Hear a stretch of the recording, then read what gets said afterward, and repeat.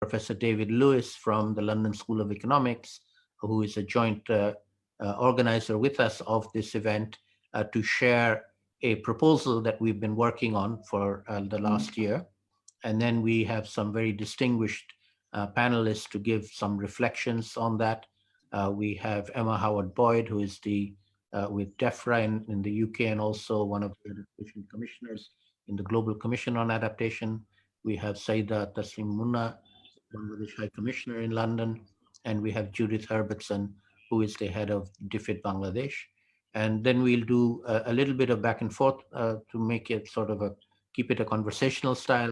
And then we'll bring in three other discussants who are Terry Cannon from the Institute for Development Studies, Saiful Islam from the Bangladesh University for Engineering and Technology in Dhaka, and Julian Williams from Durham University, who each will share a little bit of their own experiences that might flesh out this potential Bangladesh-UK collaboration going forward.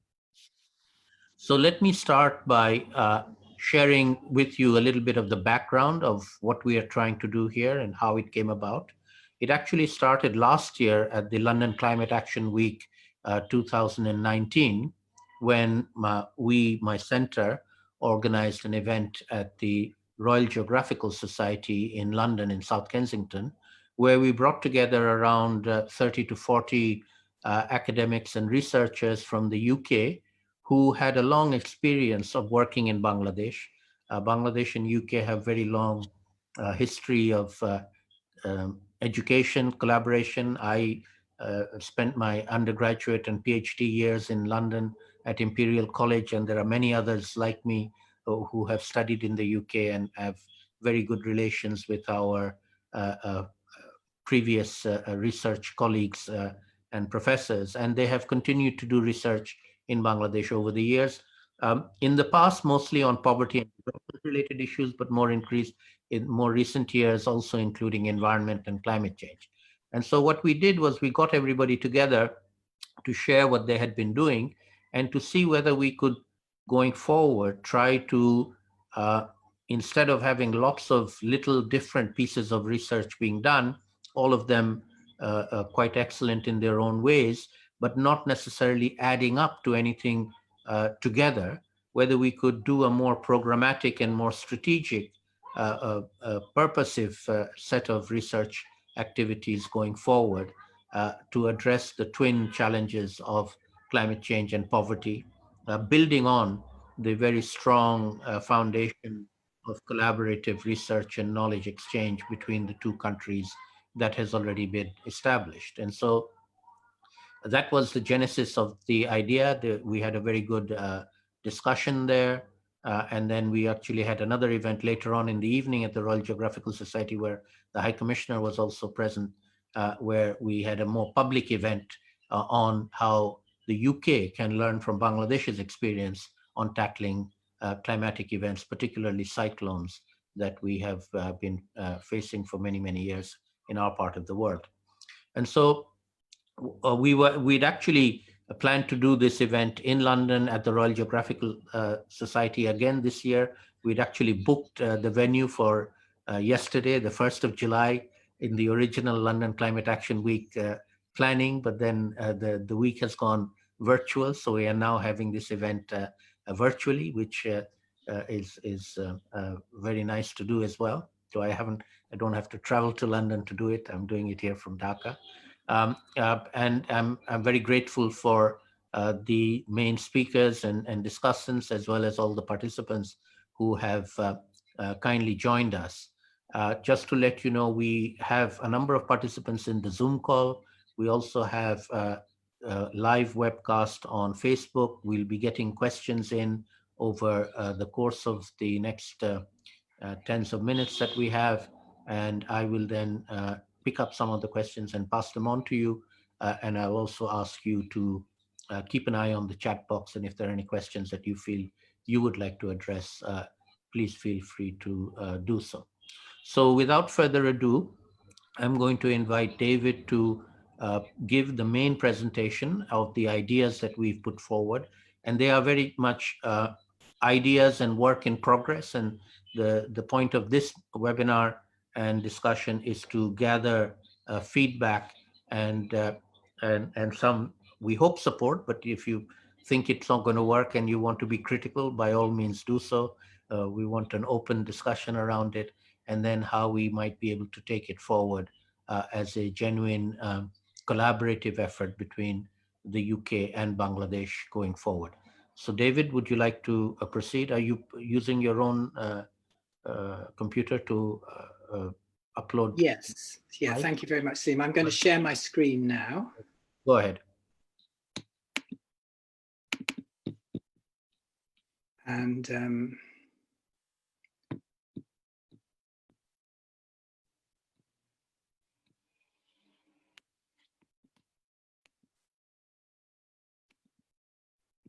okay, I hope everybody can see and hear me now. We've all been honing our Zoom skills. I'm not sure about mine, but let's see whether we can make this work. So thank you very much, Salim, and to everybody here. It's a pleasure to have this opportunity and to be here with everybody virtually. And let me also add my welcome to the distinguished members of the panel and all the participants. What I'm going to do today is to present some principles and ideas as a basis for discussion that have arisen out of the work and the discussions as we heard at the Royal Geographical Society last year, and also in lots of other places and forums as well. Okay. So let me start with the background and the importance of linking universities in Britain and Bangladesh around climate research, partnerships and capacity building and research into policy. Our idea is to try to put together an innovative program that will strengthen collaboration on all these fronts. And this really builds on, as I'm sure everybody is aware of, a very long historical relationship between universities in both countries and individual researchers in the form of international development cooperation and aid, educational exchange, and research partnerships. And I've been lucky enough to have been part of this long history. I first went to Bangladesh to do my PhD research in the mid-1980s. And at that time, I was affiliated with BUET, the engineering university, because my work was on technology and agriculture. And since then, I've also been part of various initiatives. I can think of the link between Jahangirnagar University and Sussex, which has been very productive in developing anthropology in Bangladesh and providing the UK with a lot of useful insights into anthropological issues in general. Also an initiative about 10 years ago by the UK Collaborative on Development Sciences, which was around a much broader set of exchanges on climate research. And I'm sure all of us can think of many different parts of this history. And so what we're really going for here is a new coordinated push in this direction. And we think that the time is absolutely right now to try to think about an initiative of this kind. Why is that? Well, we have the presidency of Britain of COP26. We have Bangladesh's leadership role in a number of areas, but at the moment, recently now, the Climate Vulnerable Forum. And then we have lots of other ongoing collaborative efforts to build on. So, for example, the LUC network of least developed countries university consortium on climate change, which is really important and growing.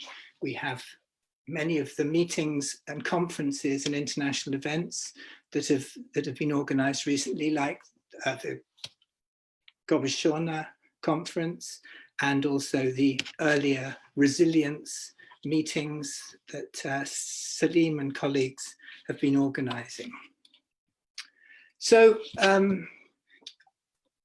there was a very nice article in February in the Daily Star by His Excellency Robert Chatterton-Dixon and Judith Herbertson about these kinds of issues. And I just thought this quote was very apposite, today. It's now time to move forward with a partnership of equals where the UK and Bangladesh share expertise and jointly invest in action on climate change and the environment.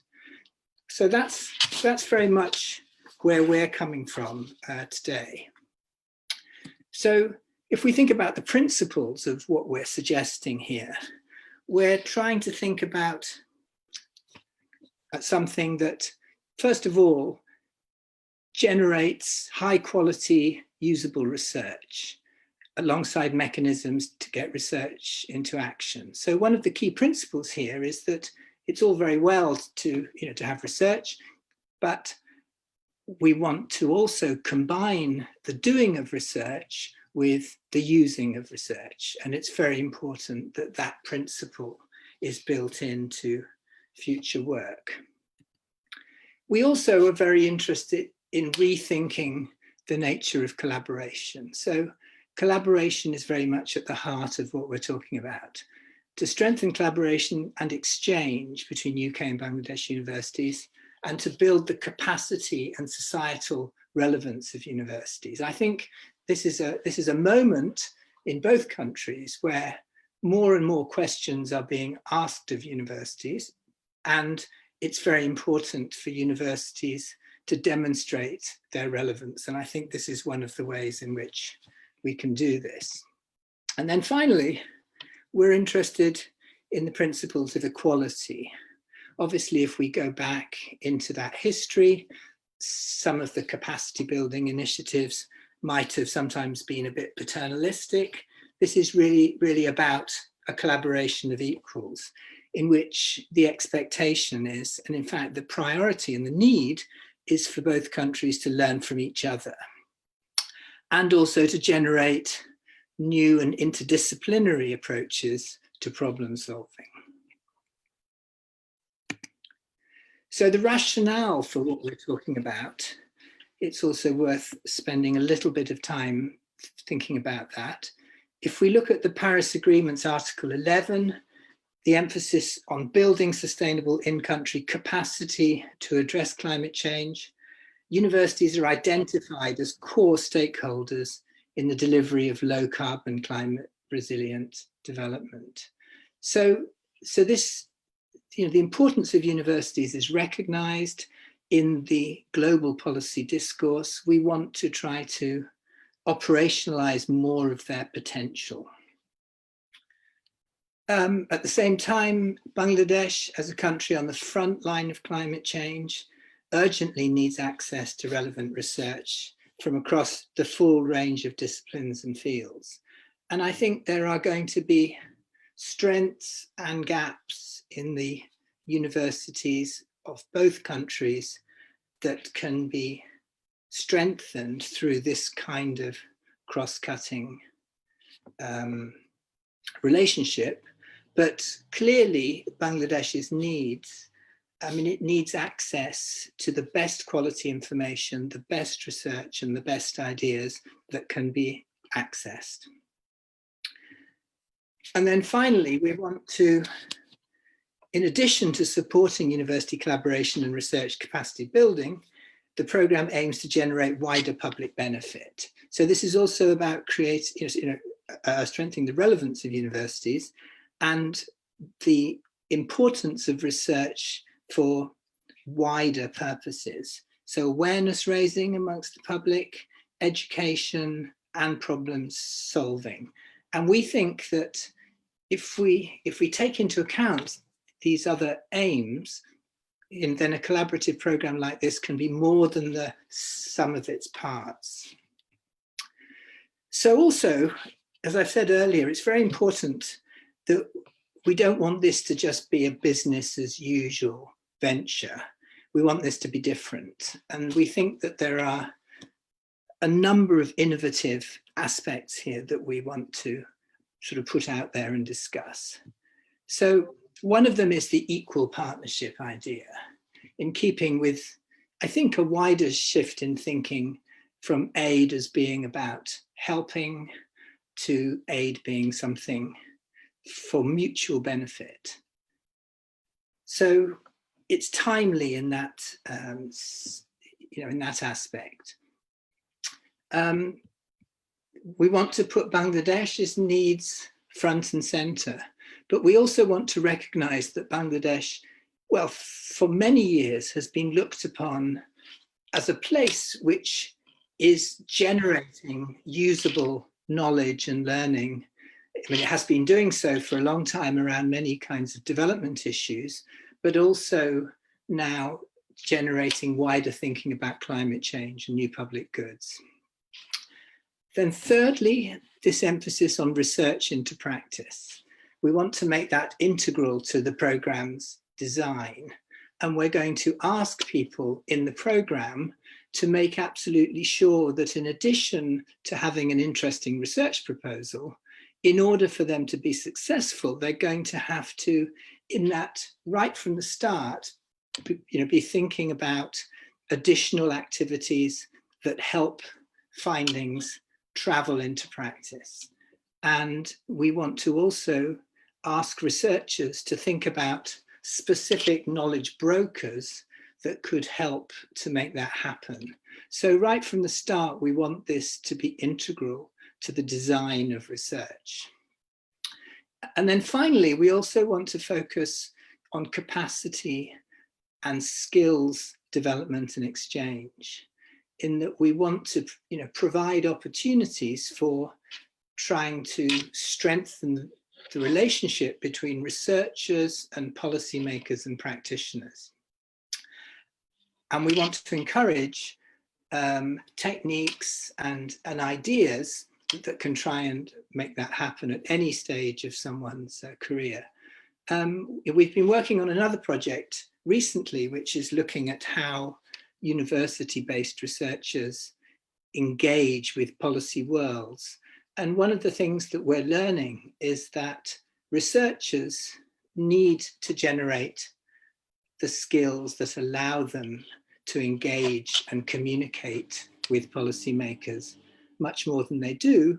And the same is true on the other side, that policymakers also need to be exposed to research worlds in ways that enable them to strengthen understanding of both the opportunities and the constraints that researchers face as they go about their work. So we have a few ideas about how we'd like to move things forward, and we would love to get your comments and ideas about how viable you think that is and how we could strengthen it further. Our initial idea is for a 5-year strategic investment in research, maybe 5 to 10 million pounds, with the funding awarded on the basis of a competitive call for proposals. We'd probably want to do this annually, maybe with 6 monthly allocations. We'd want to create an environment in which proposals would go through scrutiny by both researchers and also policymakers. And so that would be built into the design. And initially we would expect there to be participation from a number of universities that are already active in these areas of research, but later on, this would be opened up a bit more. I mean, I should say as well that our idea here is that we want to have research from all disciplines, but we also want to encourage multidisciplinary as well as interdisciplinary work. So we want to bring together, for example, social scientists and natural scientists into productive conversations, and that will be one of the features. We also want to think about both high-risk research, which is extremely adventurous, but may not lead anywhere, as well as more conventional research where the work needs to be done, it's important and useful, but we want to try to characterize in different kinds of research in order to generate the most innovative and the most exciting and the most important and relevant work that we can. So let me leave it there, and I am very excited to hear what people think about these ideas. So thank you very much. Thank you very much, David, for that excellent presentation. And I'm looking forward to hearing comments from our panelists and our discussants, and then also from participants. Just to let all the participants know that you are free to put your comments or questions in the chat box. I see a couple of people have already done so. Please continue to do that. We will try and respond to them when we come to the Q&A session. So it's now my pleasure to invite the first of the panelists, who is Emma Howard-Boyd, who is from DEFRA in the UK, and also a member, a commissioner in the Global Commission on Adaptation. And the reason she and I had a conversation about this a little while ago, and the reason I invited her is to explore the option, or the one of the aims of this proposal is a mutual learning. You know, the UK can learn adaptation from Bangladesh, and Bangladesh can learn adaptation from the UK, and her job is to help the UK adapt to the impacts of climate change. And we hope that this might be something of interest to DEFRA, as well as to Bangladesh and to DFID as well. Emma, you have the floor. Thank you, Salim, and it's very, I'm delighted to be here. I've lost count of the number of events that I've spoken at during London Climate Action Week, but this feels like one of those events which is very practical and action-oriented in terms of what you're trying to achieve. So really delighted to be here. I got to meet Salim as part of the work I've been doing with the Global Commission on Adaptation. And I was delighted to be asked to be the UK's commissioner on the Commission on Global Commission, because of the role that I have within the DEFRA family. DEFRA is our Department of Environment, and I chair the Environment Agency, which has responsibility not only for environmental regulation within the UK, but we also have responsibility for delivery of the government's flood and coastal erosion risk management strategy.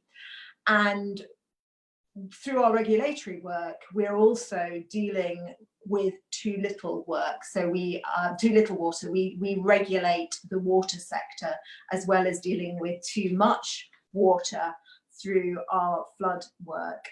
I have a background in finance, and one of the things that I must remember to say right up front is that I hope, and particularly seeing David's involvement in this from the London School of Economics, that finance plays a key part in some of the research that this joint endeavour is thinking about. Because whether it's the work that I do with the Environment Agency and the Department of Environment here in the UK, or the work that I have been doing through the Global Commission on Adaptation, and any work that I have been doing on the climate emergency, finance is a critical part of how we are going to solve the issue of both meeting net zero, but absolutely making sure that we are embedding into any of the investments that we're making at a local, national or global scale are about future-proofing those investments, making sure that they are resilient to the climate impacts, but also making sure that we are focusing on nature-based solutions as well. So a real encouragement that as you weave into your programme, thinking about finance. And very pleased that the Commission work from UK government perspective is sponsored by DFID, who is taking the lead on adaptation and resilience in the run-up to COP26. But Salim and I are going to be part of a small advisory group working with colleagues from the London School of Economics to look at the programme that is going to be required in the run-up to COP26. So I hope that my involvement in this discussion doesn't just end at the end of this meeting or when I have to disappear to my next event, but can be part of the conversations that we have as part of that advisory group over the weeks to come. I am a natural collaborator, and I have often looked at work that I have been involved with in my different roles over the years, that if we'd understood how to do strategic collaboration earlier, we would have achieved so much more in terms of what we could deliver, not least because of constraints on resources. So again, the fact that you're talking about collaboration and that whole equality of interest is absolutely key.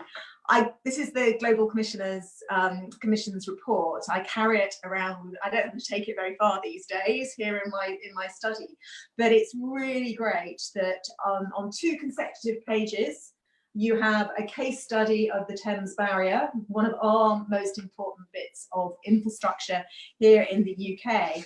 And on the next page, some of the leading work that Bangladesh has carried out around early warning systems. And I know that we here in the UK have learnt a huge amount in terms of what we have had to put in place, not least because flooding has been one of the backdrops for my life over the last year or so. Running into the pandemic, we were in flooding.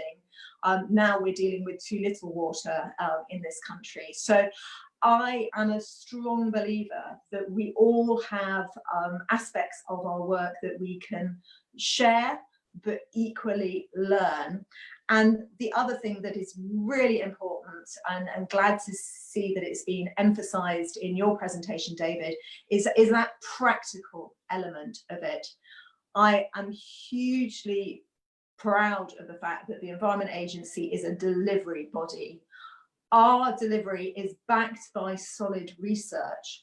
But what I am most interested in as we start this decade of urgent action is the action side of things. So the more collaborative research can inform early action and build in piloting, the better. And that is one of the things that I believe I have helped bring to the Environment Agency, particularly bringing in links to finance. So just in the last couple of weeks, we announced with DEFRA, with a foundation, the Esme Fairbairn Foundation, with a bank, Triodos Bank. It happens to be based in the UK, but has a Dutch, we do a lot of collaboration with the Dutch too, Dutch parent. Some projects where we're doing practical delivery of climate adaptation, nature-based solutions, trying to absolutely understand how to bring in the finance from the private sector. So again, as you develop this program, really keen to understand how you move it into practical delivery. That's it from me. I'm happy to make some comments for as long as I'm around, but really interested to hear Judith's comments too, based in Bangladesh. Thank you very much. Excellent. Thank you very much, Emma. And we will definitely be following up with you, even if you have to leave a little bit early today. In that case, perhaps I'll switch the order and ask Judith to come in next so that Emma has the benefit of listening to you, and then I'll ask the High Commissioner to come in and share some thoughts from her side. Judith, would you like to go ahead? Yes, lovely. Thank you very much indeed. And thank you, Professor Lewis, and indeed, Emma. I'm going to make a range of comments, first of all, and then I'll be happy to join in the conversation. Of course, we agree that the time is right. How could it not be right? There's no doubt we're in a climate emergency, much as it feels as though we're in a COVID emergency. We are, but sorry to say that COVID may well prove just to have been a dry run for what's going to hit us when the climate emergency really unfolds. It's the defining issue of the generation, and it's not just about the environment, it's about national and global security, poverty eradication, close to my heart, and economic prosperity, which is currently at the front of all of our minds. And it's no longer a question of whether we believe it or doubting what the scientists tell us. There will always be skeptics, but we simply have to move past them. We know it's happening, we're all experiencing it, and it's accelerating. We have the evidence on the number of years that have been the warmest on record, on the oceans, the sea level rise, the extreme weather incidents, and nowhere is that more obvious than here in Bangladesh. So we shouldn't be trying to deny or dispute what's causing climate change, and for that reason we do need the facts, we need science, we need evidence, we need data, and we need to have ways of getting that out to people across the world, but certainly in this instance across both our countries, and we need to get it into practical implementation of research, evidence going into policy making, going into action on the ground. And of course, we know that climate change is driven by human activity. And that's another, I think, line of the narrative that we need to help people to understand. This isn't something being done to us, although, of course, there is always going to be the historical argument as to who started causing climate change, lifting the level of the emissions first, and who has done the most destruction to both the environment and the air pollution, etc. But this is about everybody being in the same boat. And we know that we need to act urgently to reduce the greenhouse gases if we're going to avoid this horribly dangerous and irreversible large-scale changes to the climate system that we're seeing. And I think, whichever metric of vulnerability you use, Bangladesh consistently ranks among the most climate vulnerable countries in the world. It feels like it's becoming a bit of a fashionable competition to be a climate vulnerable country, but it reinforces the importance of its role as a lab, as you said, Professor Lewis, and a source of new public goods. And it is very well positioned to provide that evidence. We know what the Paris Agreement says about limiting global warming to 1.5 degrees. We've got to reach net zero emissions by around 2050. And those numbers are starting to feel very real, I think. And in order to reach that target, and quickly enough, and we will refocus on this once we get the other side of COVID, whatever legacy that leaves, we need to work together on data, on science, on policy making, on research into action. Fully agree, it's got to be practical, it's got to be rooted in the here and now, because we are taking decisions now for what our children, grandchildren, and their inheritance is going to have to live with. And we need to be holding ourselves accountable and held accountable by the younger generation. And as we know, climate change is no respecter of borders, and the risks of political conflict between countries is huge. And that's going to get tougher as resources become scarcer. We only have to look at what's happening with some of the drugs and the vaccines and the research that's going on COVID to see how this could play out. But if you think about some of the transborder boundary water issues, the air pollution, the global emissions, we can't resolve this without actually understanding the science and without collaboration. So, we're very pleased at the British High Commission that the UK and Bangladesh launched a partnership on climate action in January this year, partly because we know we should, partly because we've got COP26 coming up, and partly because we DFID are here working in Bangladesh, and we can see that one of the major priorities that's going to affect everything in terms of development, reducing poverty, keeping the economy growing cleaner, growing greener, is going to depend upon more evidence, more understanding, and more action on climate. And this partnership, and we really do mean partnership, we've got beyond, I hope, any of the the old-fashioned terminology that we used to use, recognises the wealth of expertise in both countries, and envisages, we hope, building a kind of community of practice on climate action. We know there are existing partnerships, indeed ICCCAD and LSE, and they've been very successful.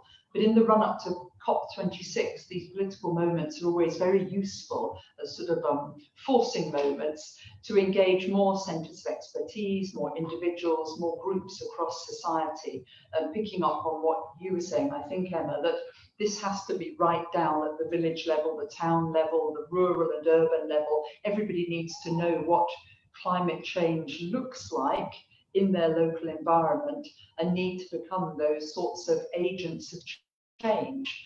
So what we're hoping to do is have a series of virtual workshops, virtual unfortunately, in the next months to link up centres of expertise in the UK and in Bangladesh to discuss a whole range of issues, but probably focused on the 5 main themes of COP26, given that's what we're heading towards over the next 15 months, 16 months. So adaptation and resilience, clean energy, clean vehicles, finance, and nature.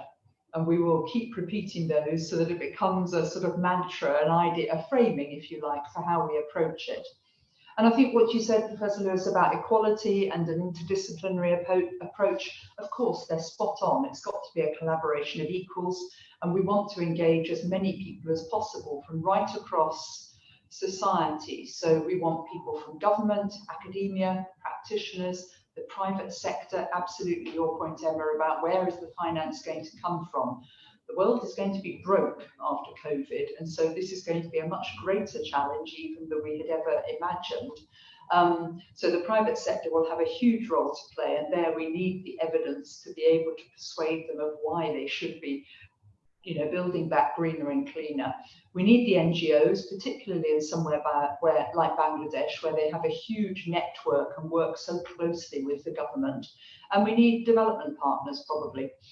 And more importantly, we want experts, we want champions, reformers, we need political leaders, we want those with money, and we want those with influence.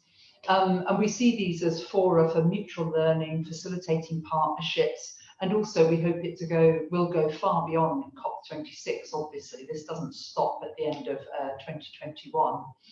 The other group I think we need to think about as well is the young people, engaging them more in debate about the lasting changes of behaviours and attitudes, holding decision makers to account for the future and for their actions now, how we're setting a course for the future. And we know that young people are finally perhaps being listened to.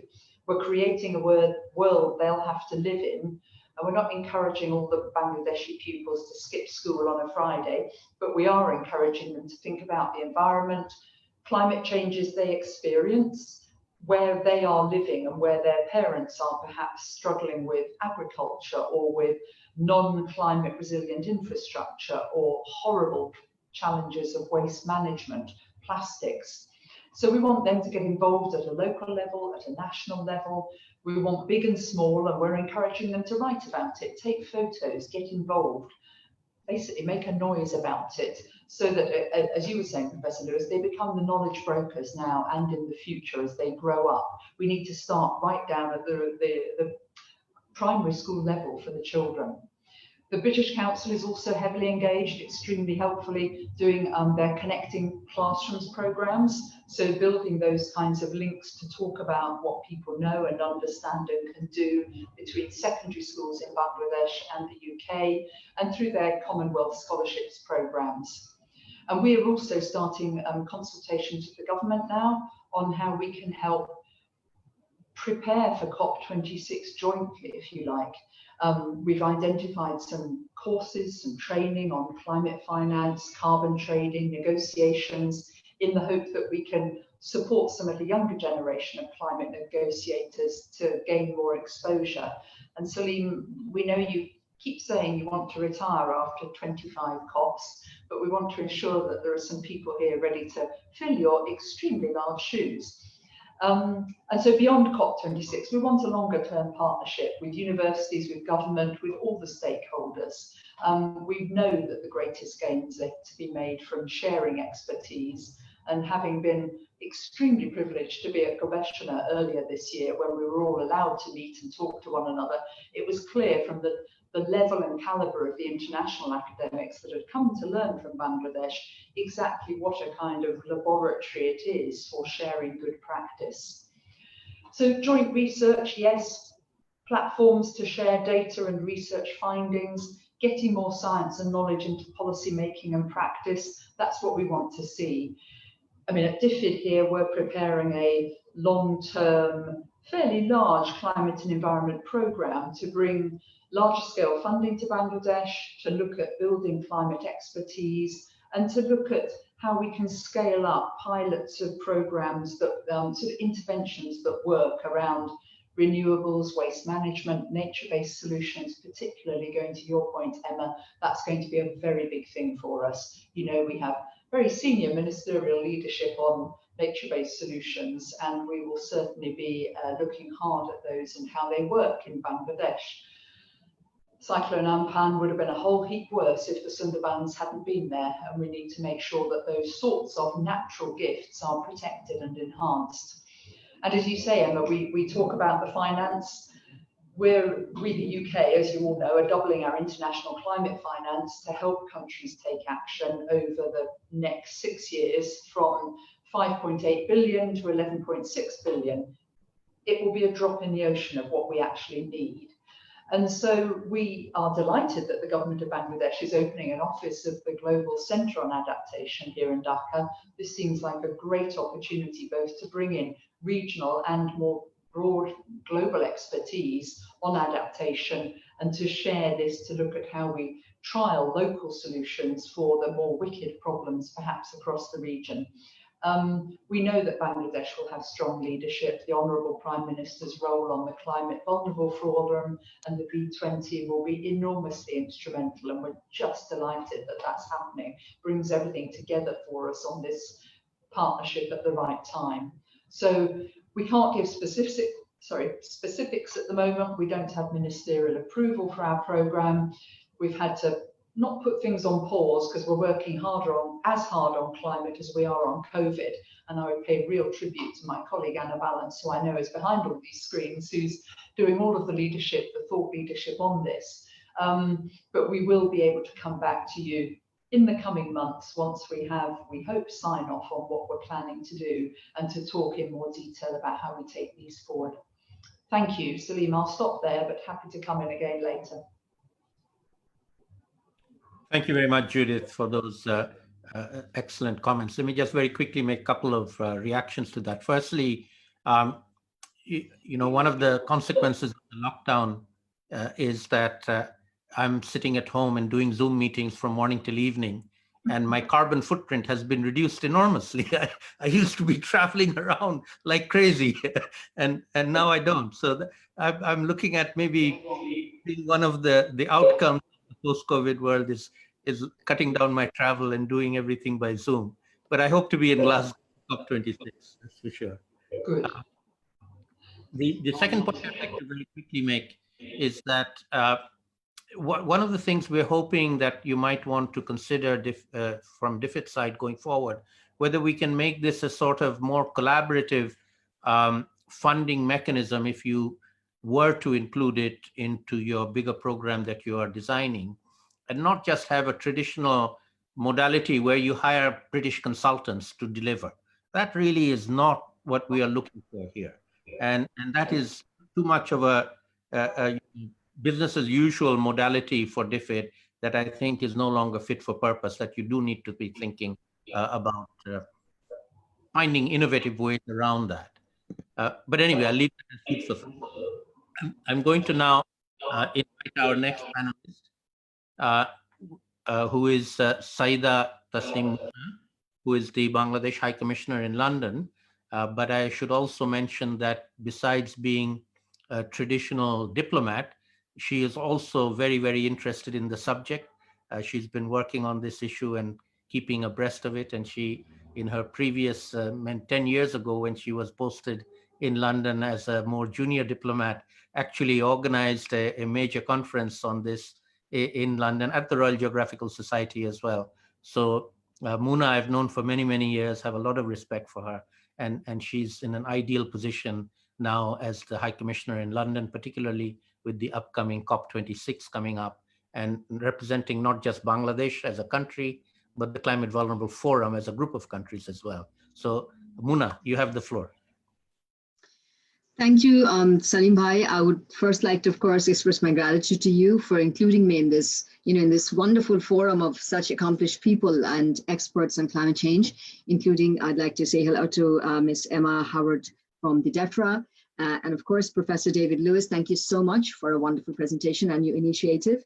And it's always a pleasure listening to Judith. So I actually had a climate change class right now from Judith, because she just encapsulated everything of what DFID and Bangladesh UK is currently trying to achieve in the climate change, these challenges. So, first of all, I'd like to congratulate ICCCAD and the London School of Economics, LSE, especially Professor Lewis, for coming up with this brilliant idea, an extremely timely initiative, given the fact that this is 2020. So many things were supposed to happen in 2020. Of course, at the same time, we've, as Prime Minister Boris Johnson has said that, this is the COVID-19 pandemic is probably the greatest challenge in our lifetime, both economic and public health challenge that our generation has faced, or we've seen in our lifetime. So given that is happening in 2020, but also 2020 was the year for the COP26, and there were so many targets that we were supposed to reach, including in climate financing, creating $100 billion for climate financing. We were supposed to update our indices in 2020, and of course we had done that earlier, but we're supposed to be updating that. At the same time, 2020 is also the year when UK has assumed its COP26 presidency, and Bangladesh has assumed Climate Vulnerable Forum presidency, which will continue until 2021. So a very significant year. And I always, last year you had invited me to be a panelist at the Royal Geographical Society during the London Climate Week. And this year also, we're meeting at the London Climate Week, which has a priority of green investment. It's one of the priorities of the London Climate Week. And then collaboration, international collaboration is another theme, and adaptation and resilience. So it's just, at the same time, we've seen that we've welcomed UK's COP26 priorities, which has adaptation and resilience and access to climate financing by developing and most climatically vulnerable countries. So, UK's net zero by 2050, all these things are all matching up, they're all matching up and so there's a level playing field that has been created, I think, in many ways, both from UK side, Bangladesh side, and globally, when we come as CVF presidency and UK comes as COP26 presidency. And at this juncture, the initiative that you've taken, that, it is so important to have knowledge sharing and research sharing between the two countries. And you're very right to point out that, last Climate Week, when we met at RGS, there were about, you said, 40 plus UK academicians who are climate experts who have done research in Bangladesh. And I know there are many like you who have done research in the UK. So we have the perfect alumni, to create this platform. And thanks to you, and I'm sure there are many like you who are there from the Bangladesh and the UK side who'd like to join this, initiative. So I welcome the initiative. Some of the thoughts that Professor has given, I've read that, creating awareness, developing skills, knowledge, and giving the research into policy, translating that into policy and practice, extremely important. So I was listening to Judith, I would just like to say that, to reiterate that, Prime Minister Sheikh Hasina, she has been a champion and a leader in climate change. She's won the, Champions of the Earth Award, and she's been included in many of the UN Secretary General's eminent persons panels on climate change and other issues. So there, she has been very, very absolutely at the leadership. She's leading the climate vulnerability and climate change challenge advocacy from the front. And there are, just for everyone's information, that she has created this national strategic institutional mechanisms and platforms, such as the climate change strategy and action plan. We have to look into that. She's created we were the first countries to declare the National Adaptation Plan of Action, NAPA. Then we have the Country Investment Program on Environment, Forestry, and Climate Change, which is like a strategic framework for national and international investments into climate change resilience. And then she's declared this Delta Plan 2100, which is a water plan for the overall environment, nature, water for another 100 years. And then, of course, we also she's created this climate trust fund, climate change trust fund, which currently has about $450 million. So from 2009 until now, we have spent more than $1.2 billion in climate change, building climate change resilience. So with all these initiatives and platforms that she's created, all the research that we plan to do under these, collaborative platform must take into consideration our national plans and programs. Extremely important to have a coherent, nationally driven, government driven, and supported by, Judith was saying that we have so many civil society and NGOs working, on climate change projects. DFID, I'm sure, works with at least, I don't know, 200 to 500 NGOs, social forestry, and so many small little things that make a difference, and so solar home system, for example. Changing the cooking stoves, 3.5 million cooking stoves have been improved in Bangladesh, which has reduced emissions, solar home system mitigating emissions. So definitely, we have to have, the joint committee that Professor had suggested, joint panel. I would definitely recommend that to include relevant ministries of the Bangladesh government, because at the end of the day, government must put this research into policy. Some kind of collaboration it's not very popular in Bangladesh yet. I mean, Salim Bhai would be able to tell better. But how do we put the research done by think tanks or universities into our policy and practice? How do we create this government to think tank collaboration by which government takes the research into its policy? So we need to create that platform. We need to engage the Ministry of Environment. We need to engage the Ministry of Finance, for climate financing, or the ERD, and definitely Ministry of Foreign Affairs, which would be giving leadership at the CVF, at the Climate Vulnerable Forum. So we also have our special envoy, Mr. Azad. He should be engaged into this because he was our SDG coordinator. So he's the special envoy of the CVF presidency. We can ask for ideas from him. Coming back to where we can do research, so I'm just talking about the mechanism of which needs to be inclusive. And Judith had mentioned private sector. It's so important to include the industry, because if we are to go for, want to learn from UK about low carbon development pathways, or, decarbonization pathways, or, climate resilience development pathways in every way, like UK has a ministry called, which Mr. Alex Sharma is currently heading. It's called Business, Energy and Industrial Strategy. We need to have a similar approach. We absolutely need to have one. So I would ask Judy to look into that, how do we engage the industry?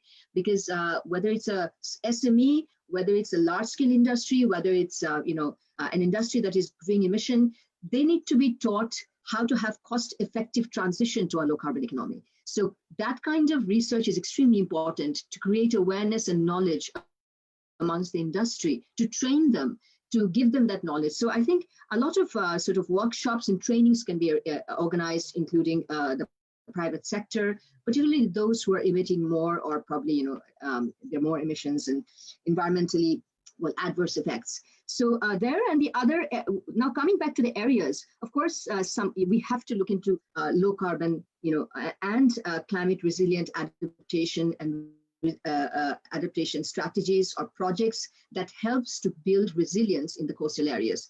Early warning system and natural disaster preparedness and recovery should be one area, a key area, as we have just experienced Cyclone Amphan, a category 5. And I know that, Bangladesh, while the rest of the world, 1 out of 45 people will be displaced by global sea level rise. In Bangladesh, it's 1 out of 7% that will face. About 40 million people in the coastal areas are currently facing, every day they're facing this climate emergency and a threat of a natural disaster. And they don't have access to sweet water and safe drinking water, because its salinity has taken over. It's about 19 districts in Bangladesh. And by 2050, we're supposed to lose about 20% of our landmass in the coastal areas. So building climate resilience to prevent that, we can't just sit down and see ourselves going underwater. We have to do something to build climate resilience and, build embankment, Delta Plan 2100. Can we do the research centering around these themes so that it helps the government to have a long-term vision and to have, implementation around this area? We'd also like to look into clean energy. Judith has said, we first need to think of green financing. The concept doesn't exist, or probably I don't know how much it exists. I know that we have had green financing funds that created by the government, which is Ministry of Environment, where incentives are given. So about $400 million US, probably there's a fund, but we need to increase that fund. So green finance, to introduce the concept of green financing, extremely important in industry and in every sphere of the society, in public health, in other areas, infrastructure building. The other one is, I would like to mention, is solar home systems. So, renewables, whether we are, how can we the general problem is any investor in Bangladesh, they say that when we send them from UK, I have sent this proposal last year for investment. But the problem is we are such a space constant country. For renewable, for solar, plants, you need huge amounts of land. We don't have that. So what are the solutions? How can we have small grids of solar home system? Research can be done around that area. And the other one is, engaging the youth. Now, somebody pointed out that after Salimul Haq, what will happen? But, we need to, Salim Bhai, if we can include climate change in our academic, the national curricula, I don't know how much of climate change and the climate emergency is reflected in our current national educational curricula, the primary, secondary, and higher education. It's extremely important to include that. People should not be studying climate change, young people going on to university. They should be studying it from primary. So, we can have our own youth ambassadors. So creating the youth ambassadors and engaging the youth in this university research is extremely important. And, we had a climate summit in 2008. And you're very right that, the cooperation was so strong at that time. So Bangladesh and UK have a very wonderful a very good track record of climate partnership. So why don't we revive that? And I would just like to address Judith and as well as Defra in this, that can we revive our climate summit again? Can we have another one? Leading up to the COP26 when we have, and I mentioned it the other day as well, can we have a Bangladesh-UK bilateral event? If we can do it virtually, if we cannot do it physically, we can always do it virtually. And there we can actually slash out what are going to be our bilateral priorities for the next 5 years, for example. So it's very important to have these collaborative events. We had one summit, we must have another one. And during the COP26, of course, we look towards UK presidency of COP26 and Bangladesh presidency of CBF, coming to on the same ground, on the same table and talking about the same issues of how can we reduce climate vulnerability and what kind of tools and financing can we present to the climate vulnerable countries. So if the research can also focus on that, and I don't know how will you finance your research, but I'd like to hear it, that where would the finance come from? Thank you. I'll end there. Excellent, Muna, for those excellent comments. And I like the idea of another summit 10 years roughly from the last one that was held in London. Excellent idea. A decade, actually, a decade. A decade, exactly, yes. So let me now, I can see that there are quite a few comments going on in the chat box, which is very good. A couple of them have pointed out that we need to also think about the more vulnerable communities and involve communities in the research as well, something that we are very keen to do ourselves. And also emphasis on the private sector and also media as well, not just government and private sector, but media has a big role to play. So now I'm going to invite our three additional discussants. Yes, Emma, did you want to come in? Yeah, because I'm about to leave to go to my next event. I saw one comment about the Thames barrier, and it also links to the Delta strategy out to 2100. A year ago, just over a year ago, we launched our flood strategy out to 2100. We're hoping that in the next 10 days or so, DEFRA will be publishing a policy statement. We will be publishing the final bit of our strategy. So watch this space over the next couple of weeks. But we are looking at investing not just in the short term, but out to 2100. We have the Thames Estuary 2100 programme, which is absolutely thinking about where the next barrier needs to be. And so this has to be long-term, and this has to look at long-term investment.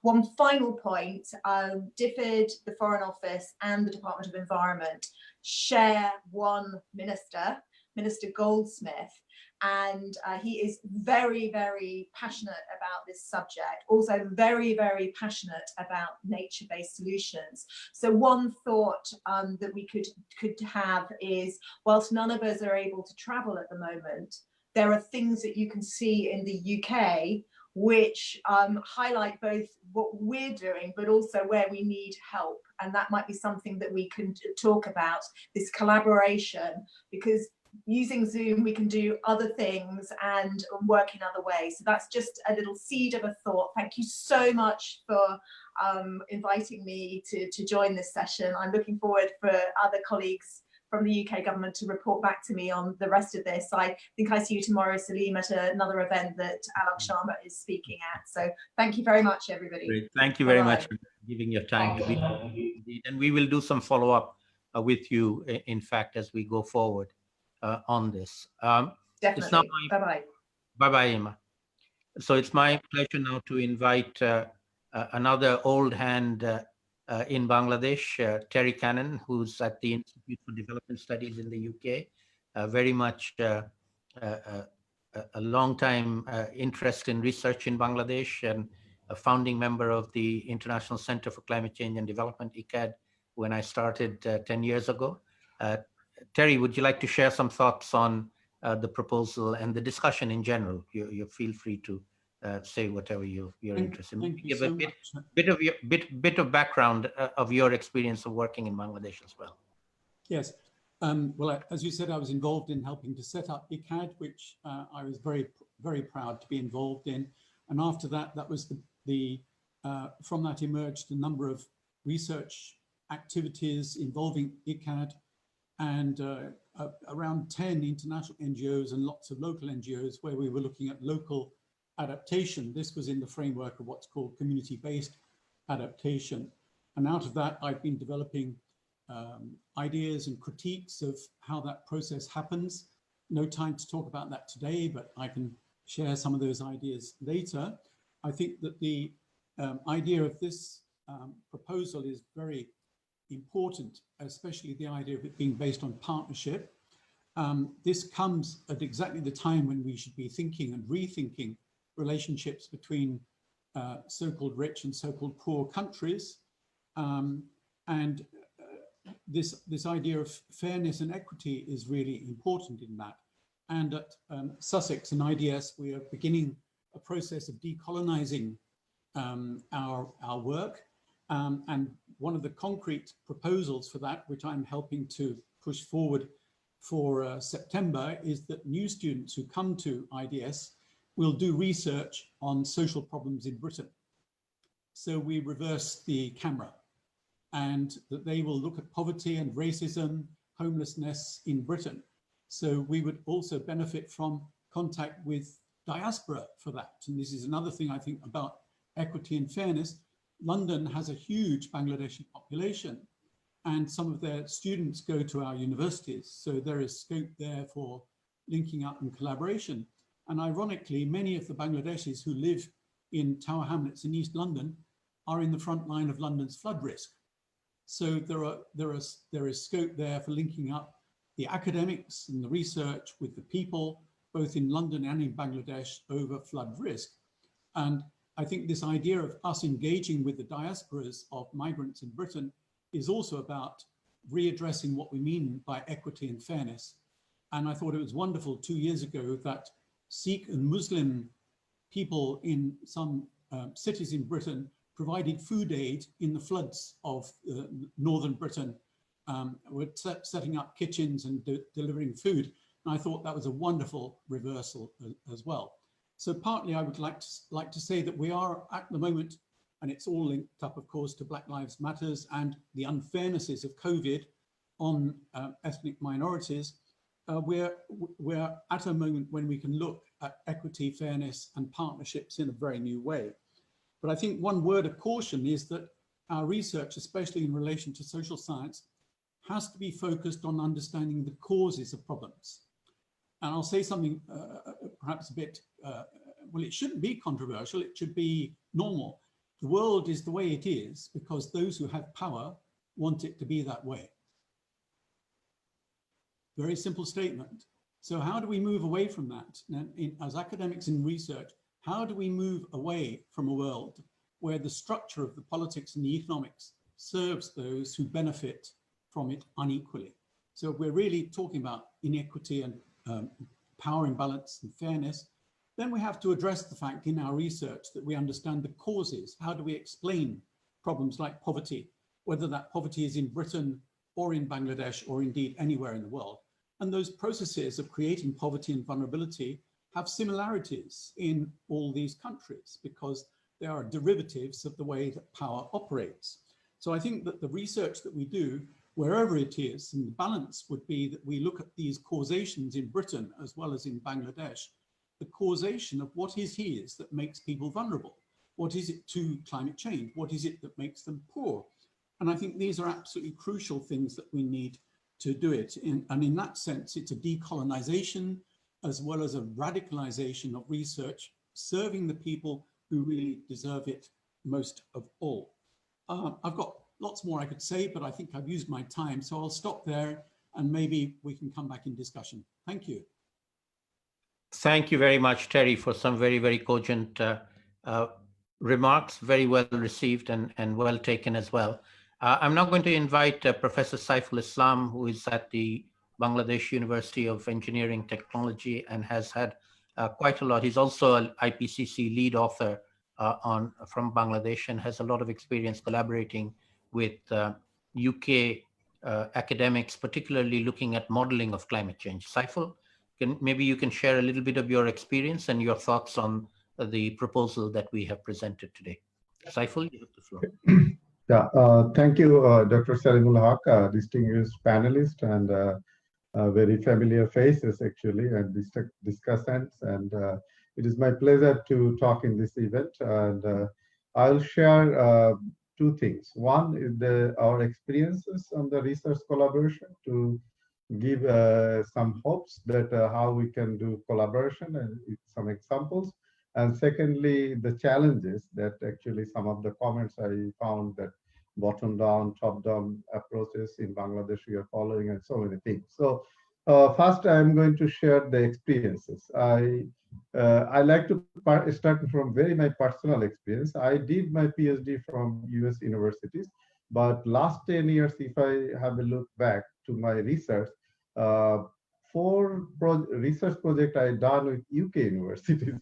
So, and my other colleagues will say the same. So it's a very excellent, outcome that we are more collaborating with the UK universities, particularly University of Oxford, Southampton University, and Exeter University, and many other universities. And it's so nice that UK recognized the research need of Bangladesh. Many research project is conducted at our Institute of Water and Flood Management and BUET, and a number of projects DFID is funded. So, which is another, I think, appreciable matter I should like to mention. The first project we started in 2010, which is with the UK Met Office, Headley Center, with the regional capacity building on regional climate change modeling. At that time, we used PRECIS modeling, which is downscale from GCM at that time is more than 200 kilometer, which is downscale to 25 kilometer with 17 ensemble. We use the power of the UK Met Office Headley Center supercomputer, and those results we published a number of articles. Also, many agencies take that research result, and we did a capacity building training where Met Office helped our government institution for regional climate modeling, and that is a good success, I believe. And the next project we done by the European Union funded, where the lead was Exeter University and UK Met Office. They are doing on the regional projections of climate change over this region on water, food, and agriculture. This project is using the high-end climate information. That means if we have a high-end scenario, we do not cut our emission, it starts at 8.5, which how it will be vulnerable, this delta, particularly Bangladesh, India, and Africa, and of course Europe. So it's a big project of 16 European, and Bangladesh, and Indian and African partner. So that's a 4-year project we are completed in 2018.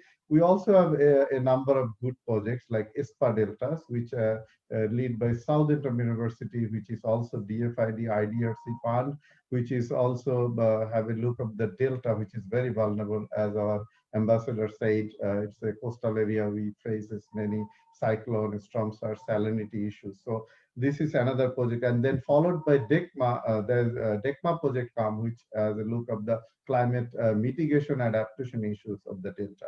Recently, we are doing a project with the Oasis Risk Framework, where we actually have a look on the coastal area, how cyclone risks is evolved and how we can perceive the risk. which is Oasis Loss and Modeling Framework in UK, and partner with universities, and UK Met Office is there. And then next project is REACH, which is with the water security, which is on the with collaboration with Oxford University. And last one is the very recently approved is the Living Delta, which is Delta Hub by GCRF project. So these are our ongoing projects where we collaborate with these UK partners, and it was very much appreciated, and we are engaged, and capacity building both ways is done. Now I'm going to highlight the challenges. I think many of young researchers wanted to know how I can do this kind of research collaboration with UK universities. First, you need a context and the trust that you are able to deliver. Deliver not only the deliverables, but also timely deliverables is very important, because every project in UK or any other northern partner you do, you must deliver on time. So you have to publish make some of the publications so that people can recognize that you are capable of carrying out this research as a joint collaboration. Second is good quality data. It's always a problem as a developing nation, but still I would say Bangladesh is very open to provide any sorts of data like hydrology, meteorologic data. So we have a good historical data set. And then another point I like to mention is the field visit has some restrictions sometimes, some timing, seasonality. So UK partner has to have a thing when they can come and visit. So this is another aspect. Second is when you have write a proposal together, submitted, and you get awarded, which is a big nowadays getting funding is a big challenge, but you have to find a good donor. And then when you award it, then you will even in our university we have to face bureaucracy. A number of committee they approve, and it's approved by the vice chancellor. So it's not so easy that you will always get things done, but everybody recognize, but times take.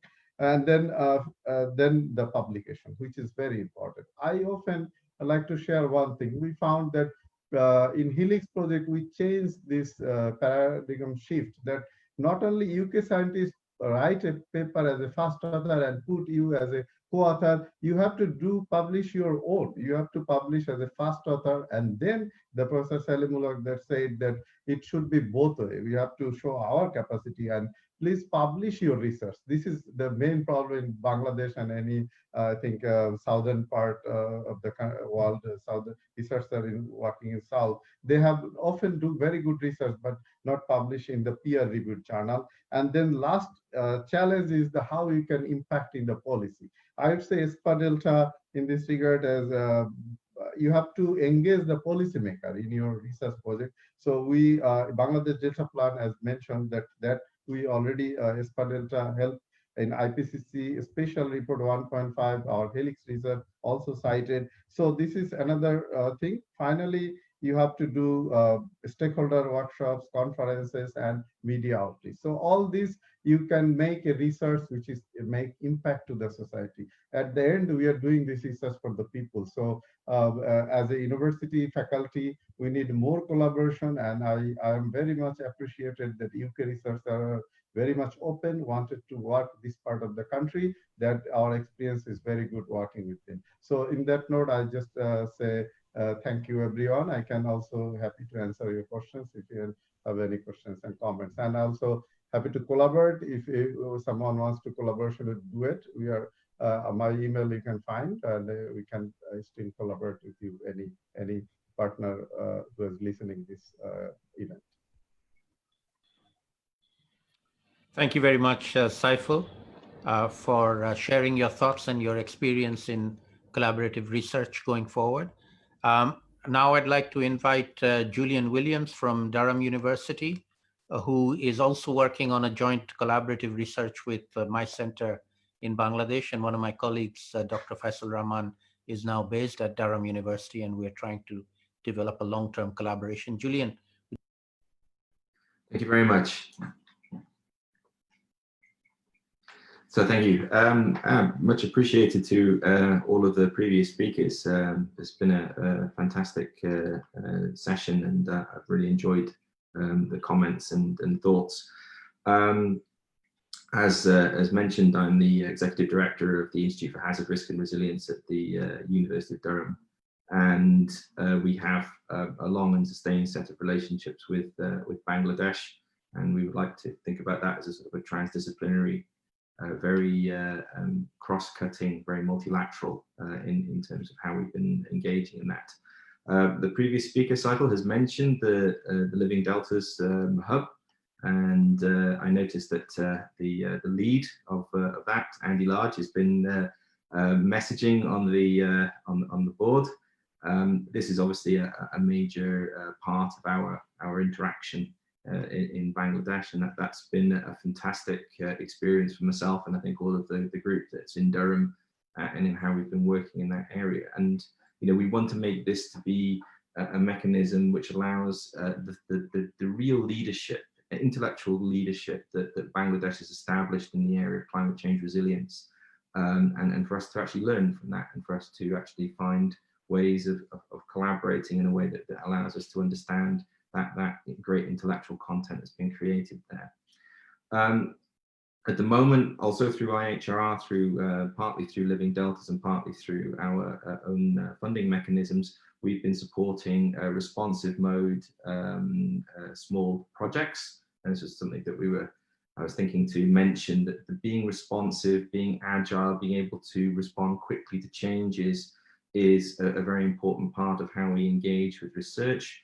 We've been working on food security, particularly through the Delta regions, but also into small, medium-sized cities in Bangladesh, and working in collaboration with our colleagues in ICCCAD.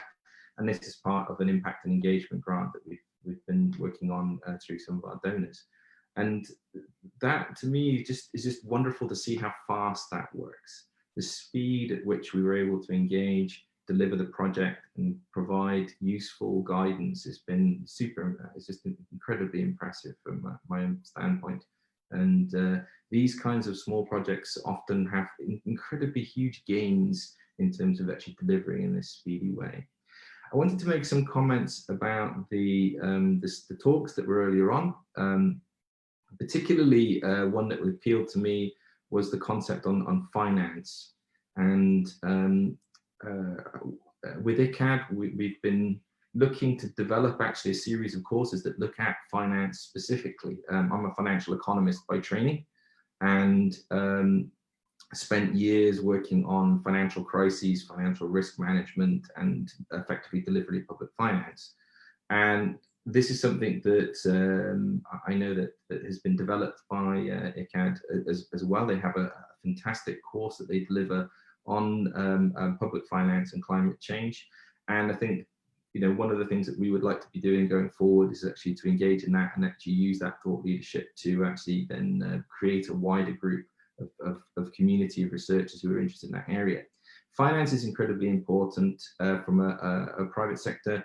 Our esteemed guest from the High Commission gave a couple of points of different funding pots that have come in. But when you think about the general level of funding that goes into infrastructure around from private sector across the non-climate change space, this is many orders of magnitude larger than the things that are directed specifically at the climate change community in the climate change resilient components. And we need to be able to show how that money can be pushed down to the site level quickly and efficiently, and not lose large quantities of that money through expensive consultants, as was mentioned by Dr. Huck. I think this is an incredibly important point. We need to be able to get that locality there, and it shouldn't be that small amounts of money funded directly through to those communities is better than large projects. Large projects need to have meaning to people on the ground. There's also a key point about how we look at time horizons moving forward. Talk about 2050, talk about how we engage with that. At some point, there will be what often we refer to in finance as a Minsky moment. This moment where things cascade out of control in a way that we're not expecting. When we're looking through to 2050, that's 30 years. We write 30-year bonds regularly for government finance. In 15 to 20 years, climate change is going to be one of the predominant, if not the predominant factor that's valuing those bonds. So there has to be an engagement with an understanding of how that's going to evolve from a financial perspective. And we need to view that point of view through the lens of the capital providers, because we're not going to be able to attract it. It's always going to be more attractive to invest in cheap near-term gains in things like fossil fuels, and that's going to always be funneling things away. When we can persuade pension funds to invest heavily in green programs in the trillions of pounds, so when you have the massive pension funds actually then re-engaging and allocating large sums of that and being able to wean themselves off of these dividend payment schemes from fossil fuels companies, then that will be a major sea change. And we have to show that our investment in the green economy and green infrastructure, particularly in places like Bangladesh, is going to be giving those returns that are actually what they're expecting. Final point I wanted to make was about the engagement with policy. My experience has been mostly in financial risk management and security risk management. And what I learned over that time was that you have to build up a trusted relationship with policymakers that's developed over time.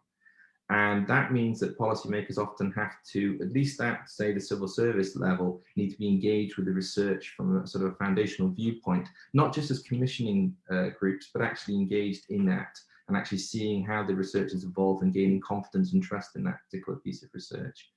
And that's quite difficult. It's hard to gain enough traction because policy, government is shrunk down to a point where, people are very busy and there's little time for that blue sky thinking and actually engagement with the research community to develop that trust over time.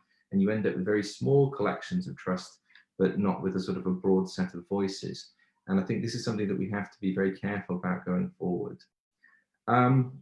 I had a few more comments on the proposal, but other than to say that we at the university don't fully support it. We think that it's brilliant, and I just wanted to say that my great thanks to Dr. Huck. It's been a privilege to have met him when he's come to visit in Durham, and fantastic work has been accomplished. So thank you very much. Thank you very much, Julian, for those comments and suggestions. We do have a little bit of time in hand, and we have some very distinguished participants. I can see the names on board here. So perhaps if you'd like to take the floor for maybe a minute or so each, please do raise your hand, and I'll be very happy to give you the floor. I can see quite a few very knowledgeable people on the list, in the participants list here. So do raise your hand if you want to. And then what I will do is I will go back to the panelists and end up with David to give some reflections on both what you've seen in the chat and as well as what you've heard from the participants who have spoken so far, and those that might want to take the floor. So if anybody would like to take the floor, I'd be happy to give you a minute or two to make an intervention. Just unmute yourself and speak if you wish to. Hi, Salim. This Eve? is it. Yes. Hello. I can see you. Do you want to say something? Yeah, if I can. I just want to say mostly that I'm very supportive to what you're doing. Eve? And so my name is Eve. I'm a lecturer at the Grantham Institute. Please introduce yourself and then make your point. Mm-hmm. So my name is Yves Planchel. I'm a lecturer at the Grantham Institute at Imperial College. And I've recently started to talk a little bit with Salim, and he mentioned this event, and I'm really happy I attended because I learned a lot. The things I want to say mostly is just that I really strongly agree with nearly everything that was said. And I think one of the key points also from my personal experience is the point that you made about not relying only on external consultant for development projects. And so I've had that experience in the Maldives for a different project where the data that we are looking for already had been collected, but they were essentially not available anymore because they were with a private consultant. And so there's like strong value in having a data management system when it doesn't matter where the data comes from, but there must be a way to collect and harvest that data in the country. And the reason is that it's not just valuable for that project, but very valuable later down the line for people that like me that would want to do a project and just need a baseline information. So I think all of that is interesting. And the problem that you mentioned earlier about equality, also the equality of relationship, I think is quite important. And so I think that model where the Western scientist comes, collects data, and goes home should be abolished. It's just not a viable way to go forward. And there must be a much more equitable partnership, I think, in all projects. So that's all I have to say. And I just want to say thanks for that event. Great, thank you very much for those comments, Eve, very much so. Andy, please go ahead. If you'd like to introduce. Hello. I will. Thank you very much, Salimo. Thank you very much, everybody, for really, really interesting talks and so much chimes with what Julian said that we're doing in Living Deltas. My name's Andy Large. I'm based at Newcastle University, and I'm a physical geographer, but rapidly becoming an international development worker in terms of what we're trying to do. And some things have chimed in terms of the words trust is a key one. I think building trust, and one thing that we're trying to do is to work with policymakers right from the very beginning of the project, and actually making them aware of that, because it also gives them a big sort of feeling of really that they're valued, in the sense that we're coming to them to help shape what we're doing. Voice was the other one. I mentioned that in the chat, that really for policies to be truly sustainable, they have to involve the co-creation of local communities, because that's how they're taken up and run with. Then youth and media were mentioned. That those are really key. The youth are the way of the future. We're trying to do that in the project through early career researchers in the countries, and trying to empower them as much as we can, because that's the way that they're the future Delta scientists and researchers. And then the final thing, I suppose, I don't want to take too much time, is the balance between the arts and humanities, the natural sciences and the social sciences is key. I don't know whether we'll ever get to transdisciplinary, but we need to get to true interdisciplinary, and we're trying to really sort of blur the boundaries as much as we can between those I'll call them disciplines. I get in trouble when I use the word sciences with my oral historians on the project. As much as we can, because but one challenge with that is the traditional mode of training researchers, that we try to develop specialism first and then begin to wave our arms in terms of holism. The challenge is to try and get the interdisciplinary working as early as we can in these people's careers, to really give them the ammunition going forward to be able to speak with authority on a broad range of things, because there's a cocktail of issues coming together, as Julian said, in terms of everything from finance to natural disasters to social policy that we really need to deal with. So I'll leave it there, but I'll be certainly very happy for anybody to contact me later on. Thank you. See Joe Devine wanting the floor. Would you like to come on in? Another very old hand in Bangladesh. I don't know if old's a compliment, but anyway, it's just picking. In this context, it is. Yeah, I'm picking up on Andy's thing. If I reflect on climate change, and I reflect on at least people raising awareness and different ideas around it, in my own context, it's not been driven by data. It's been driven by activism. And therefore, I'm more and more interested in the idea of good enough data. We don't lack data around climate science. Of course, we've got to always get better data. But what we need to do is to have good enough data that will actually promote the kind of co-creation that Andy was talking about. And that's not your top-notch, high-level scientific data. It's a different kind of data, and it's a different use of data. So I think one of the big challenges in Bangladesh, but I think it's a global issue around climate change and how we react to it, is how do we have different types of data? And in particular, I'm keen and interested in trying to think through what's the right kind of good enough data that's going to really promote the activism that I think really does make the change that we need. Excellent. Thank you very much, Joe. So now I'm going to go back to the panelists in reverse order. Start with Saida Mona, High Commissioner, and then Judith, and then finally give the floor to David, and then I'll wrap up with a few thoughts from my side. So Mona, would you like to just share some final thoughts and pick up on anything that you heard that you'd like to comment on as well? Thank you very much. I had a question for Judith, but I don't know if she's still there. I wanted to know that currently DFID's country, investment into Bangladesh, the annual programs like about 200 million. How much is devoted to climate change and building climate resilience? That would be interesting to know if there's a shift in policy in terms of, yes, they used to give let's say 2% of we know that 50% is being given to the Rohingya humanitarian project. Another environmental issue and security and climate security threat that we are facing is hosting this huge population, which is not ecologically, environmentally sustainable. So I know that currently DFID probably has a certain percentage. It could be under 10%, I don't know, 2 to 3% or 5%.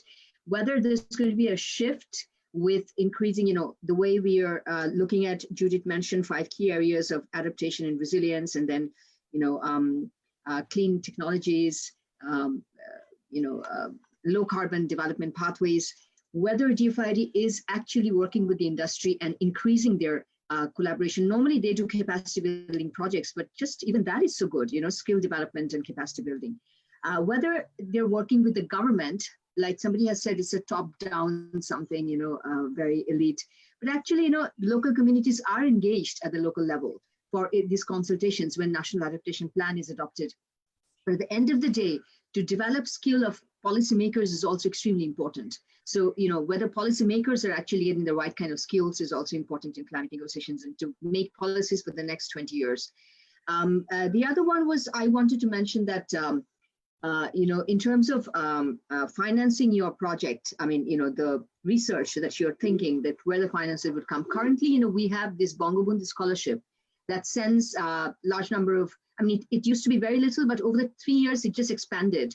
So more policymakers from government and from universities are coming for research in the UK. Whether we can include those, we can take that into consideration, that whether we can have more people have more Bangabandhu scholarships on climate change and climate resilience in the UK. And similarly, if Bangladesh universities can create research opportunities for people from the UK, like I see so many people who are actually, like we said, white people in this sitting in Bangladesh making policy on Bangladesh. So it's just wonderful to see that British mainstream people are in Bangladesh doing this research. So we need to enhance those scholarship and funded and financed opportunities. So Bangabandhu scholarship is one way that we can, from the High Commission, we can take. There's the Chevening scholarship from the UK side and some other scholarships. We can definitely include and urge the British government to have climate studies and climate resilience and, COP26 negotiation skills. The other one is, people were mentioning about data. If we can, in the research, if we can include our, planning commission and, the SDG, the planning commission looks after the SDG implementation, and they're the one who deals with data, as well as our National Bangladesh Statistics Bureau.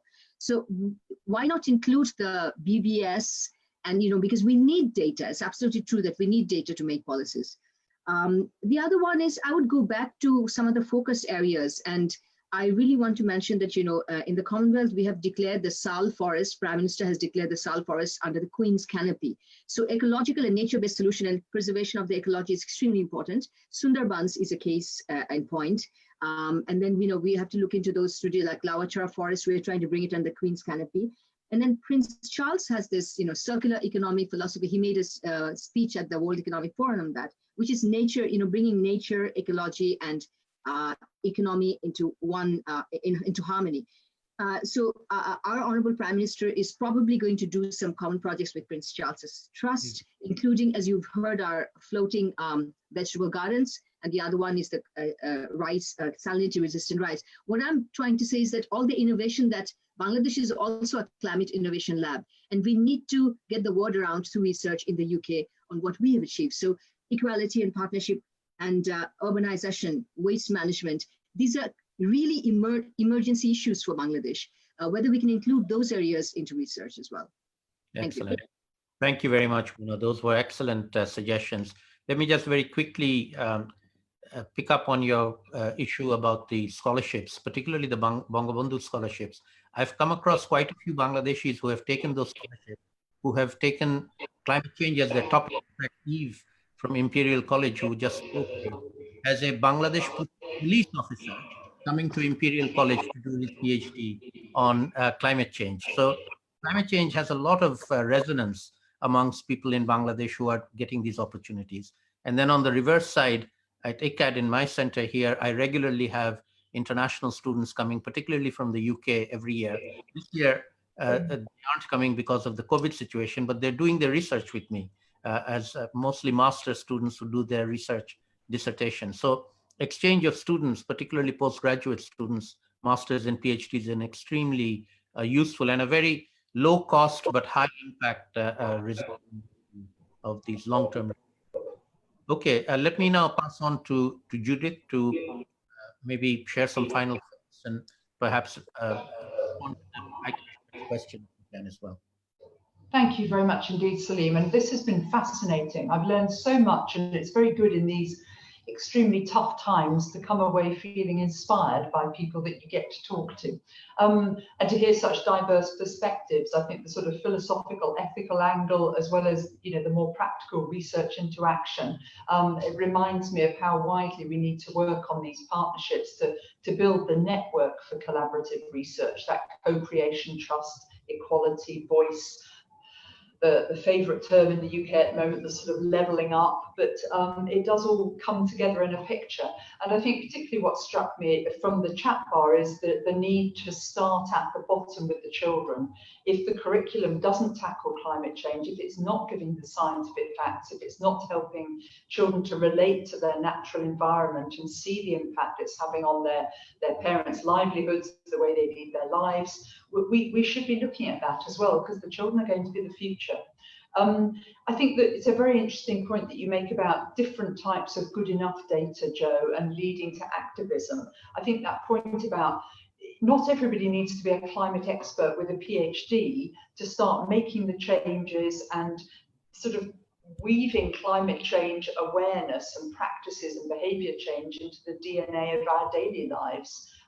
It's going to become more and more part of what we do. Who would have thought that 8 months ago we'd all be walking around with hand sanitizer and masks and washing our hands like it's going out of fashion, and thinking I mean, that has been forced on us, that behaviour change, and that's because we're scared and we don't want to die of COVID, and we don't want our family and, you know, loved ones to die. But we can incentivize climate change, not through fear, but through, you know, all sorts of ways that I think COVID will prove to have been a very good lesson learning tragedy for us. Just about the universities and the partnerships, I think we need to go broader as well. We shouldn't just be looking at the universities for the sort of intellectual thought leadership, but the policy research organisations, think tanks, the Environment Agency, the Green Finance institutions, renewable technology startups. We need to get everybody in that tent, don't we? And I know, you know, Salim, that's very much what you're busy doing. On the government side, you know, Your Excellency, I think you've made so many interesting points about the huge leadership that the Honourable Prime Minister provides. And each time I go and talk to people in government about climate change or about the broader issues related to it, I can see that their interest is caught, they're fired up on it. But how we help to create that policy coherence, and it's not my job to do it, but across, you know, the many countries where we're all engaged, how do we get that policy coherence from the economics, as you say, the industrial strategy, engaging with the private sector, looking at the public financial management issues, and then of course with the Department of Environment and Forestry and Climate Change. There's so much to do, and some of it is about prioritising and picking the right issues to invest in. In terms of what you asked about our programming, I can't give you an absolute number, but I can certainly do the maths and let you know. But the financing is increasing. Our aim over the next 5 years, obviously, is to have this big new programme, but also to ensure that all of our programmes have a climate change environment element to it. So what we're looking at is the greening of the financial sector. How can we work with the financial sector to do that? On the Rohingya, of course, it had a devastating impact on the environment, but we've made sure that we've switched from letting people go out and pick up firewood to, you know, LPG. We're trying to put in place climate friendly, climate resilient infrastructure, both in the camps and in the host communities surrounding, and also in the urban slums where we work. We're working with BRAC, who do a lot on climate and awareness, and also agriculture that can be shifted to be more climate friendly, more resilient to the impact of climate change. And the nature-based solutions work is growing. So I don't have a financial total, but I know that I've already told the office I'm not approving any new programs unless they have a real sort of risk management and also some practical interventions on climate change or the environment. So thank you for letting me be a part of this, and message received from all of you that you don't want any more international consultants working here. Good. Let's see how we get on with that. But we welcome UK expertise. Oh, really? Okay. I'm only teasing. We want it to be a collaborative exercise rather than, coming and telling us what to do. It will be that. Fear not, Salim. Thank you. Much appreciated. So, David, some last thoughts and takeaway messages from your side.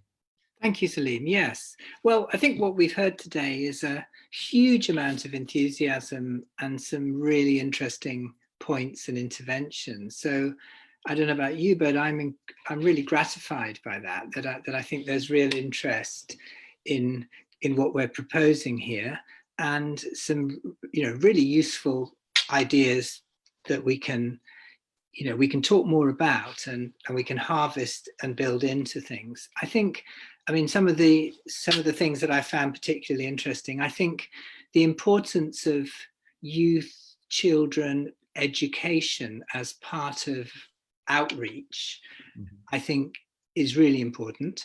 I think the need to sort of think about, on the one hand, formal research, mainstream research, high quality research on the one hand, with the idea of useful, I really like Joe's good enough data idea, that I think, that it is possible to square the circle where you have both quality and you define quality in new ways and in different ways, and you put usability, engagement, openness at the center of the program. I think another really interesting point, and this goes back to the research that we've been doing on the knowledge brokers and climate change, is that several people have talked about the importance of the private sector and the importance of civil society.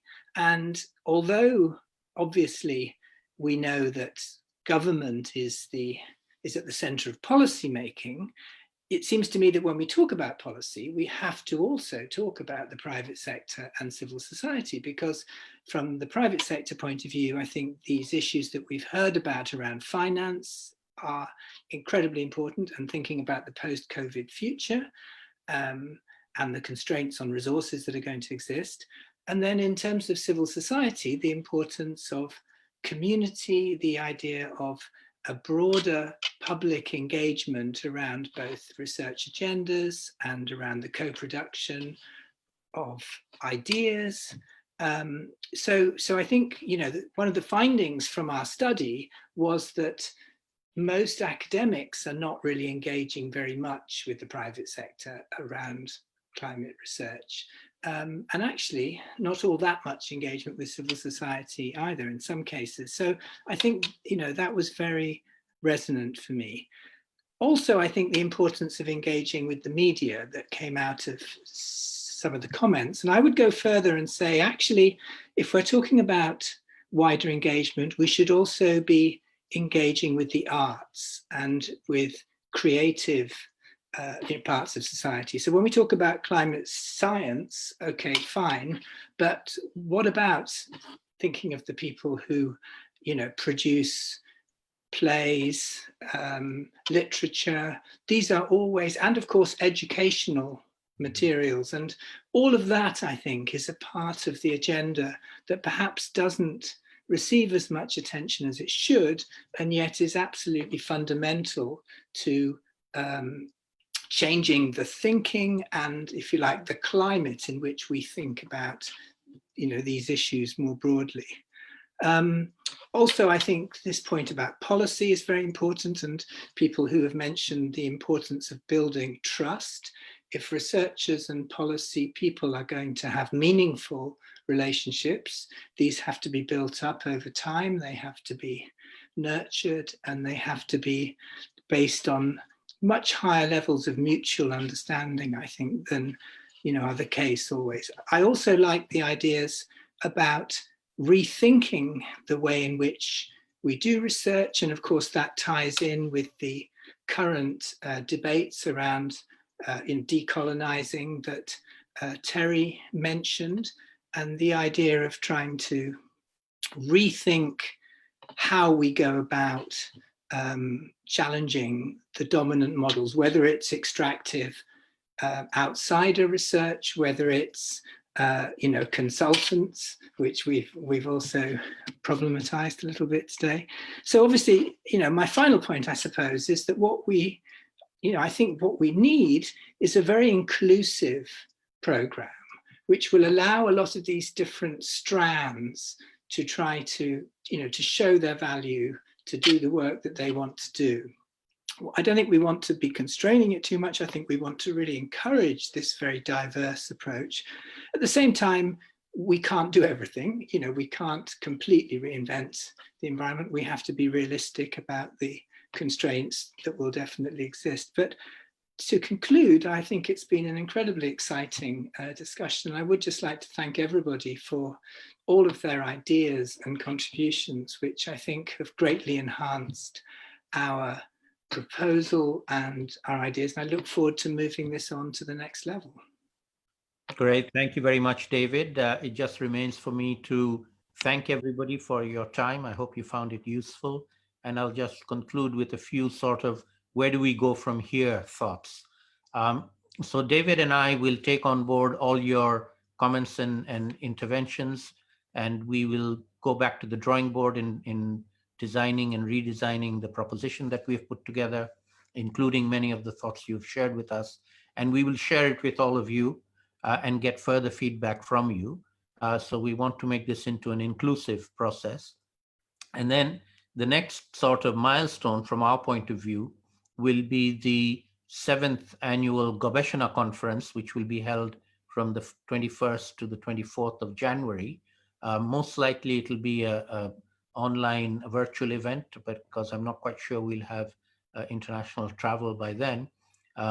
So it'll be a 4-day event, and during which we will represent this, so hopefully in a more polished and finalized format to be able to take forward with those who might want to support and fund it. And then at that conference, just for Judith's sort of knowledge, and I will let Emma know as well, we would very much like to invite Zach Goldsmith to be a keynote speaker.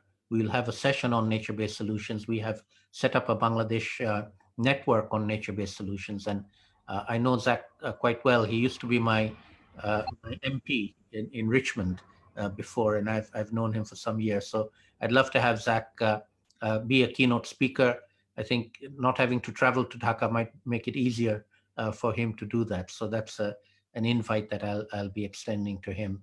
And then let me also add that the day after the Gobeshona conference, it's going to be the annual, the adaptation summit, which was originally planned to be in the Netherlands, in Amsterdam, on the 22nd of October from the Global Commission on Adaptation, which Emma is one of the commissioners of. But that has been postponed to the 25th of January. And it's no longer going to be a single event in a single place anymore. It's going to be a 24-hour rolling event, starting from the Pacific, and then in several chunks of time over 24 hours, it will be anchored in different locations around the globe. And each of those locations will have 2 to 3 hours of interventions and activities and contributions on a particular theme. And one of those anchoring spots is going to be Dhaka. And we are hoping that the Prime Minister will make an intervention and make her speech there, both representing Bangladesh as well as representing the Climate Vulnerable Forum, and probably also announce the creation or the launching of the climate center that is being set up as a collaboration between the Netherlands and Bangladesh, and we hope DFID and the UK will also be a contributor to that.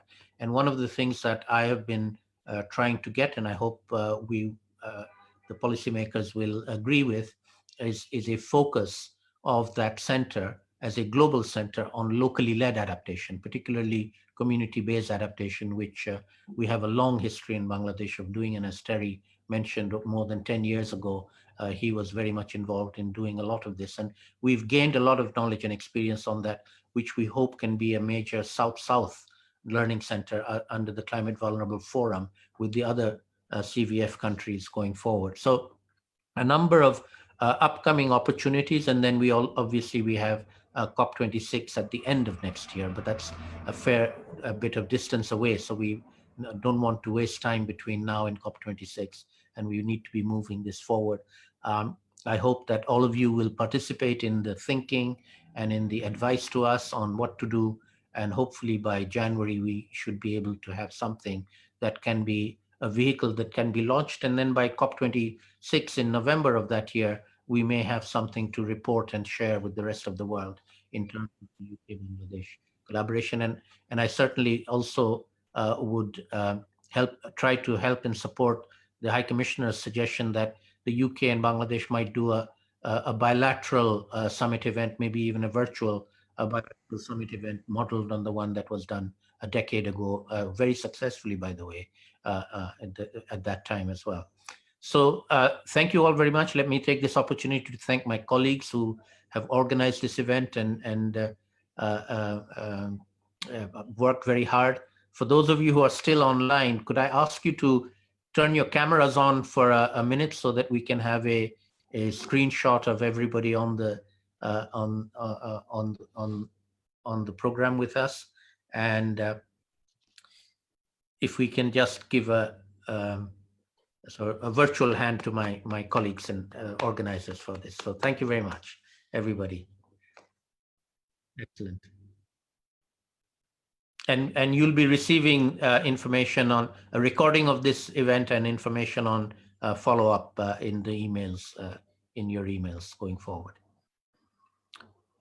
Bye-bye. Thank you, Salim. Bye-bye.